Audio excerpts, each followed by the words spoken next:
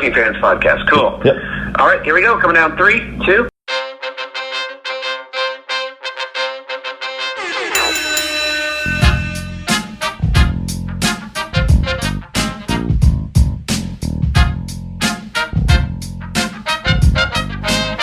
Welcome back for another week of the Working Fans Podcast. This is AJ. I'm the former wrestler. We've got Dave, the ultimate fan, here with us. As we do every week, our producer Joe likes to make us sound good and makes us look way more professional than we actually are. As always, you can find us on Twitter, that's @FansWorking, Facebook, Working Fans Pod. We've got email where you can reach out to us and please contact us to let us know what you think of the podcast and for any ideas that you might have. That's workingfanswrestlingpod@gmail.com. We're on Instagram where you can keep up with us at workingfanswrestling_pod. And then you can now listen to us on all major platforms, including Anchor.fm. We're on Google Podcasts, Spotify, Breaker, Overcast, Pocket Casts, Radio Public, Apple Podcasts, and you can actually check us out on YouTube. Now, it's important when you go onto the Apple Podcasts and YouTube, hit that subscribe button, give us a rating, let us know what you think so you can help us out and we can continue to do what we love and bring you guys in as fans. All right, everybody, it's the Working Fans Podcast with the man they call Dave and Mr. AJ Strangebrew. And today we're going to talk... He's a man called Dave. All right. Well, I don't know what song Strange Brew sounds like, so I'm not gonna hit that yet. He's as big as a boat and as strong as a cat. I'm sorry. That was god awful. Slam Jam album called back. No, they didn't because they suck. All right. I don't know when we're gonna end up airing this, but me and you were talking about Randy Orton the other day through text. We were talking about the greatest match of all time, or so it was billed as, which I did enjoy the match, by the way. You wanted to talk about Randy Orton today, and I had said something before we went that I wanted to talk about Randy Orton too, but I wanted to have a little sidebar about this match that he had just had with Edge. And I enjoyed it. I actually enjoyed it. I enjoyed the little things they did, but what really was kind of like interesting to me was I realized that the WWE, like the greatest match of all time, wasn't just like a dumb way to build this match with bad expectations. In WWE's mind, I felt like this was like a concept. Almost like they were taking elements, like there was a room of people said, let's just get together and what would you have in the greatest match? Oh, drop the mic down like MSG. Have Howard Finkel's voice. Have blood, pal. You know, like all these like things to them that were probably like elements of a good match for us was almost like they sat around the room and like, hey, let's just throw these wacky things out there that people like. They like that wrestling. I don't know. I don't know what you thought about it. First of all, I'm going to be complimentary to Edge and Randy Orton. I think they did a great job. They did. Especially when you take into consideration the fact that Edge tore his tricep in the middle of the match. Yes. I think they did an absolutely wonderful job for a guy who was off for 9 years, and obviously Randy Orton is always extremely talented. Mm-hmm. Well, that being said, I think it was a way to almost mock the smart fans. I think that they were taking all these things that the smart fans always say make up a great match, like you said. Yeah. And I think that they were basically saying, all right, you think you know what the greatest match is. We're going to take everything you complain about not seeing and put it into one match. Yeah, I think we're kind of on the same page. I'm not taking it as malicious. I'm taking it more as like there's people, and I think it's Vince McMahon, who view wrestling as something goofy. You know, like, oh, we're making movies, but let's do that goofy wrestling that they seem to like. And I see how you would take that as not malicious, but as somebody who loves the purity and that style of wrestling, I take it as a slap in the face that Vince McMahon once again is flipping us the bird and saying, yeah, enjoy this all in one match because I'm not giving it to you again. I just look at the intent. I think the intent is like, he just views it as like, I don't know. It's a narrow scope. It's a very narrow-minded scope. But let's talk about Randy Orton. Let's talk about him. Wait a minute. First of all, let's talk about Charles Robinson. I love the fact they dressed him like the old MSG referee. That's fantastic. Yeah, that was good. That was good. I like the wrestling, like when Edge was going for the deep arm drags, and then Randy was a little smart and he countered him, and you know they had a good back and forth match. Yeah. But now we can talk about Randy Orton. Yeah, let's talk about Randy Orton. You know, it's funny. He recently got into it with Tommaso Ciampa on Twitter, and he had said something about after the In Your House Takeover event. He said, I heard they're having a hell of a show. I bet there was a lot of thigh slapping or something along those lines. And then, in fairness, he didn't get into it with Tommaso Ciampa.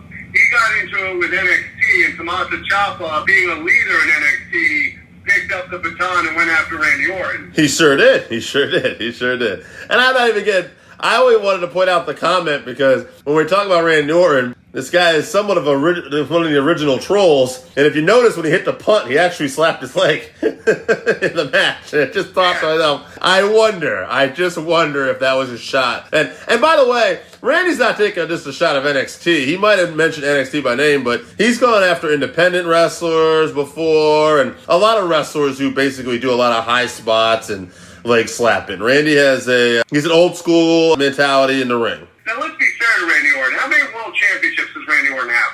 13? I was going to say 12, 13. So yeah, around there. So we've got a 13-time world champion who on a daily basis is probably one of the, how can I put this? He is probably one of those underrated wrestlers by wrestling fans. Mm-hmm. He is overlooked constantly. Sure. People talk about his lack of effort, his lack of passion. They talk about how he doesn't get along with people. Mm-hmm. He's got a really bad reputation with wrestling fans. And I think that we have a tendency of being hard on him and taking him for granted because he's one of the best wrestlers, in my opinion, of his generation. He's a multifaceted individual. I mean, there are stuff where we've seen Randy just flip out on people, and he maybe doesn't take this seriously all the time. I mean, watch the Ruthless Aggression documentary. It's the one where they profile Evolution, and they were thinking about having Mark Jindrak in the Evolution group, and him and Randy, who were younger at the time, were basically in a limo, and Triple H was there with Ric Flair, and Triple H said they were fine, separate, but he says you put them in the car together, and they were acting like kids, they were making animal noises, and I was ready to throw them both out of the car. I remember looking at Rick and saying, hold on, I said, did you and Harley do this? What the hell is this? You know? But he was much younger. In fairness, Randy Orton and Mark Jindrak also weren't traveling down the road throwing beer bottles at each other, racing cars side by side, and trying to run each other off the road. It's a different level of immaturity, yes. I'm just saying that and the fact that Harley and Rick, by the time they got together, neither one of them were 20 years old. Right, yeah, different. And that's actually something I was going to bring up is Randy's youth. I think for me personally, one of the problems I've had with Randy over the years is that his character's gotten a bit stale. But if you look at that, if you look at all his title reigns, he's also the youngest world champion of all time. So he's kind of the first victim, I think, of overexposure in a lot of ways. When WCW went out and WWE just started putting more and more content out there, Randy and John Cena, they relied heavily on these two, and they were main eventing pay-per-view after pay-per-view after pay-per-view, and I think that's part of the issue we've had over the years with his character. But if you look at Randy Orton in the ring, man, I don't think of any time this guy's ever hurt anybody. See, I look at this a slightly different way. I'm looking at this that, yeah, him and Cena had to go on pay-per-view after pay-per-view, but part of the reason why was because The Rock left. Batista left. Sure. Angle left to go to other places. Benoit killed his family. Eddie Guerrero died. Yes. All of a sudden, what did you have other than Cena and Randy Orton, Triple H? What did you have? So they had to be the carriers of the WWE for a short time, and that's why we saw so much Cena versus, same thing with Edge versus Orton. Yeah, and a lot of this guy's stuff. To this for a long time. If you had heard, oh, here comes another Orton Edge match, how pissed off would you have been? Yeah, and the thing is too, though, like a lot of this guy's stuff has air out publicly too. I mean, you know, he's an emotional. He was. I mean, I don't know. I think Randy's grown up in some ways. In certain aspects. He has definitely grown up. Yeah, in certain aspect of his life. I think he'll be the first to tell you he's not always a nice guy, but. Like, I remember Randy, there was that famous spot years ago where he had kind of cut Kofi Kingston's push a little bit, some would say, when he's yelling at him, calling him stupid in the middle of the ring when a spot blew. Or when Ken Kennedy had apparently messed up a spot and Randy Orton. In fairness, both of those instances, 13 years ago. Right. And that's my point, actually, is that, he's had a chance to go. So we saw a lot of this stuff air out when he was much younger. Different individual, different man now. But the performer Randy Orton, I don't remember him ever hurting anybody. And, when he wants to deliver... He has been hurt by others. He has been. And, and I think he's a very smooth in that ring. Like, that's the common thing that a lot of the guys who have worked with Randy is they'll say that he's a guy that doesn't have to really try that hard. He makes it look easy. I want to look at this from a slightly different angle. Do you think one of the reasons why he had problems when he was younger with the maturity, do you think one of the problems was because it came so natural to him that maybe he didn't understand why other people would struggle? Could be, and it's like anything, too. When things come easy to you, you probably don't always appreciate it as much as you probably should. You got to kind of work for it. And that could be a factor, too. And, let's say something else, too, about Randy. At the end of the day, and maybe he's had his issues with putting over young talent in the past, but it was just a couple years ago this guy put over Jinder Mahal, So, Absolutely. So he's definitely, I think, we got to look at a big picture with Randy. That's kind of my point, is he's kind of been around for a very long time. So it's hard to compare 21-year-old Randy Orton to the Randy Orton we see now. I also don't think that people get the fact that when he mentions some of these other things, that's actually his way of giving them the rub.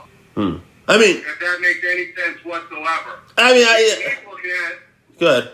I think to a point he's looking at it as, I can give these guys the rub by mentioning them and actually giving them a platform. I mean, there's definitely times where, it's hard to say with Randy. He's definitely had his moments where he's an interesting guy. I don't think he's as cut and dry, as black and white as some people we may talk about. I don't think he's even remotely. I think from one day to the other, and he admits this. Yeah. He actually was on Corey Graves' podcast, and he is very clear about the fact that if he had the hunger of a Kurt Angle or a John Cena or God knows where he could have been. He said at the end of the day, though, he enjoys being home with his family more than he does wrestling. And as much as he loves wrestling, he will never have that drive that those other guys have. Yeah, I can see that. Yeah, he's an interesting performer. I can see where he rubs people the wrong way. And he's not a guy, he's an alpha. You get that vibe right away. He's not a guy that's going to tiptoe around you if he makes you uncomfortable. Hey, there was something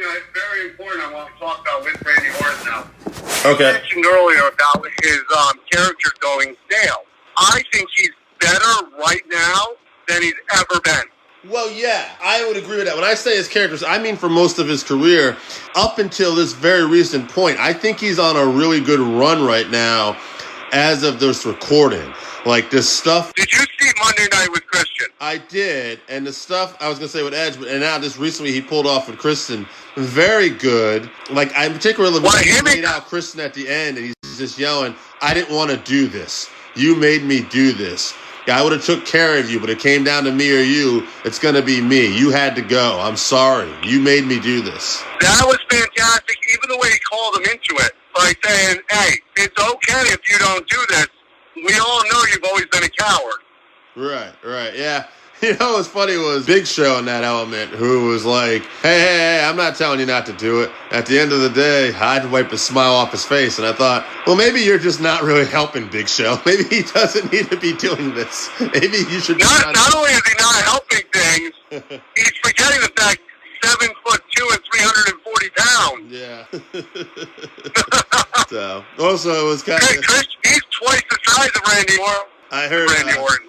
I think I heard it on Post Wrestling or somewhere. I brought it up, the fact that, there was a little logic missing in this too, where it was like, oh, we can just have an unsanctioned match. Damn it all, why didn't Daniel Bryan do this the last several years? All he had to do was ask Randy. We could have just had an unsanctioned match.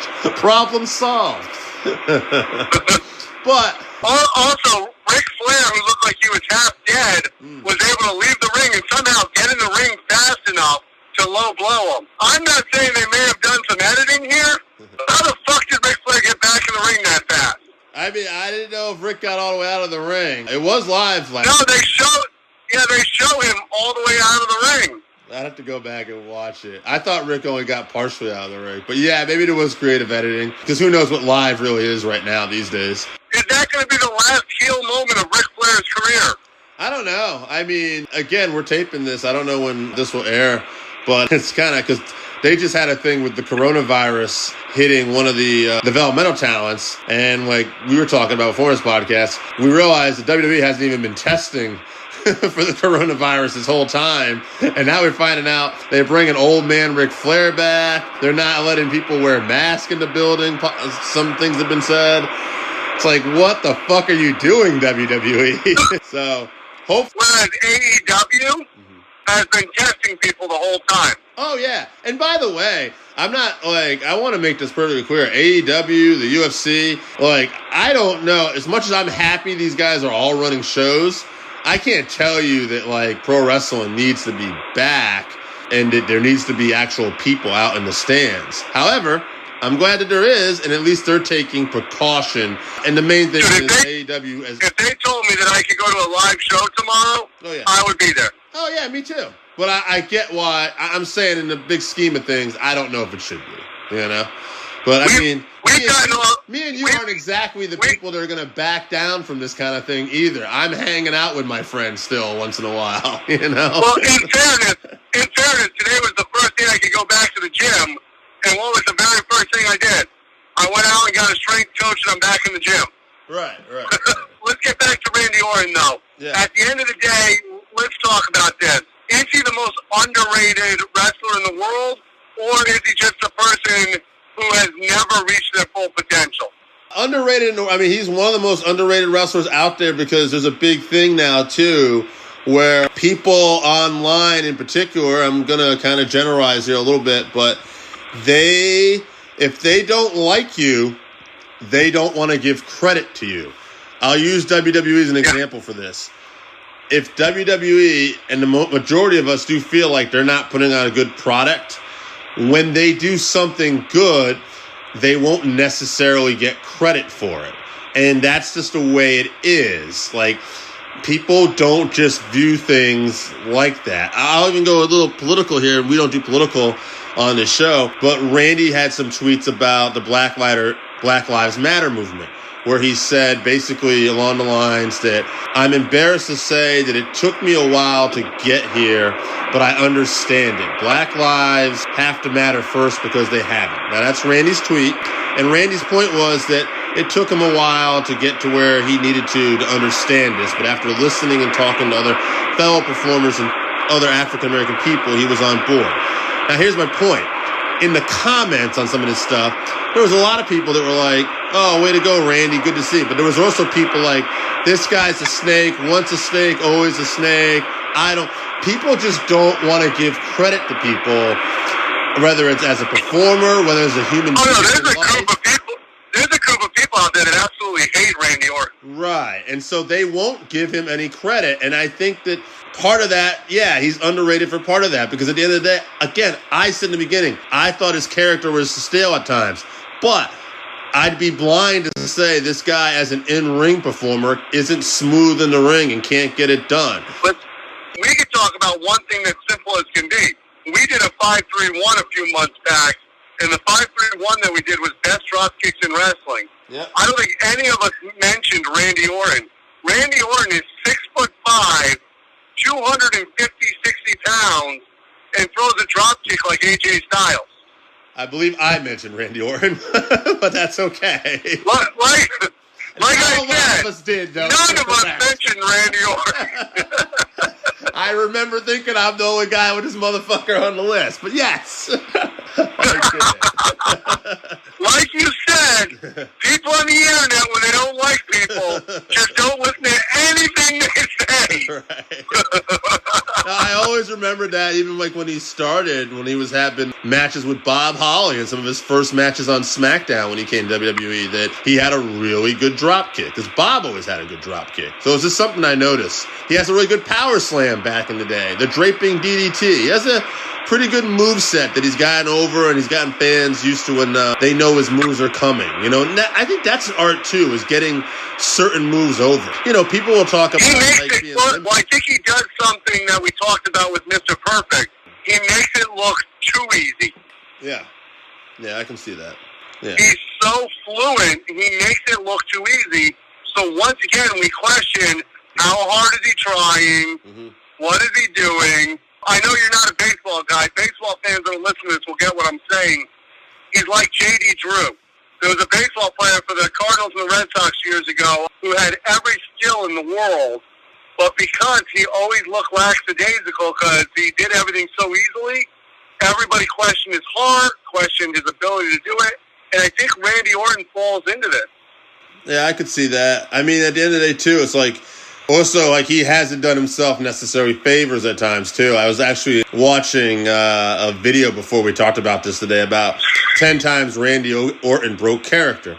Some were nice, like he checked on Shane McMahon's kids one time when Shane took a bad fall. But there was another one at the end of the match where he's supposed to be hurt? No, it was like in the middle of it. Randy had snuck over and let his kids know that he was fine. But the thing was, like, one of the main ones was, and probably the worst example, because a lot of the other ones were understandable, but this one was this. Randy was on, like, a TV camera, basically talking to the fans. You could see, he's like, are we off the air? Are we off the air? Yeah, that's the one that I was talking about. The one where he's supposed to be selling an injury, and he's going, are we off the air? Yeah, no, I thought I was mentioning the one with Shane. He didn't do that until that was still in the match. But yes, he did. So again, he's given people kind of, he's made himself in a position to not be well liked, and he has shown at times that he doesn't give a fuck. So therefore, it's real easy for people who don't like him to point out things, especially in today's culture. However, because of that, yes, I would say he is underrated, but also, like, at the end of the day, like, I'm not, although, like I said, I'm going to agree with you here a little bit. I have been enjoying the work he does lately, but for the most part, throughout his career, if you take a pie chart, I would have to say his career and his character has been stale. This is where me and you might disagree. I would say, like, maybe 70% of the time. Like, I've not been a big fan overall of his character, but none of that takes away from what he does in the ring. And in ring, bell to bell, son of a bitch can go. Go ahead, Adam. So I'll tell you my opinion real quick, and then I'm going to ask you a question. I think it's when he's a babyface that he's stale. I think heel Randy Orton, when they let him be the legend killer, is when he's at his best because people want to hate him. I think when they make him into a babyface, they make him the opposite of what we love about Randy Orton. I'm going to agree with some of that. I think he's a better heel than babyface. Let's put it that way. But I'm going to ask you a question. Go ahead. So to wrap this up, talking about Randy Orton, obviously he's a Hall of Famer. Yeah. He's a 13-time world champ. WWE loves him. In the fans' eyes, and this is just a question, simple question, do you think Randy Orton has hurt himself more, or do you think the opinions of the fans have hurt him more? God, that's tough. I would say. Do you think it's the smart wrestling fans that have hurt him more, or do you think it's himself? I mean, at the end of the day, it was his self that started some of this. However, we also need to throw in some WWE booking, too. They also aren't totally off the hook here, too. So, yeah, I'm going to say it's a pretty equal share to blame because at the end of the day, too, the fans, they're just not going to give this guy a second chance too much. Although, I will say this. He also does have his core fans. How many videos of people are sending out there of that RKO out of nowhere? You know, so he does have his fans, people too. There are people that very much love him. Yeah. So, yeah, at the end of the day, he's just going to be that polarizing guy that some people love and some people love to hate. But at the end of the day, I think me and you are going to agree on this, and I hope that a lot of people out here do too. The motherfucker can go in the ring. Oh, absolutely. Anybody who says that he can't work or anything like that just doesn't understand what it's like to work in the fucking ring. Yeah, pardon my French. He's a hell of a talent. All right. I don't cuss much, but I get a little excitable when we talk about these keyboard warriors who say somebody can't work who's that good in the ring. 100%. All right, I think that's it. Anything else you want to add? All right, so that wraps us up for this week. Thank you again for listening to the Working Fans Podcast. So as always, you can find us on Twitter at FansWorking. Our Facebook page is Working Fans Wrestling Pod. We have email where you can reach out to us and let us know what you think also. That's workingfanswrestlingpod@gmail.com. Follow us on Instagram, workingfanswrestling_pod. And then as always, please continue to listen to us on Anchor.fm, Google Podcasts, Spotify, Breaker, Overcast, Pocket Cast, Radio Public, all your major platforms. If you're following us on Apple Podcasts, which we are also on now, and YouTube, please make sure you subscribe and give us a 5-star rating. It helps us bring you these podcasts where we get to talk to you and talk with you every week.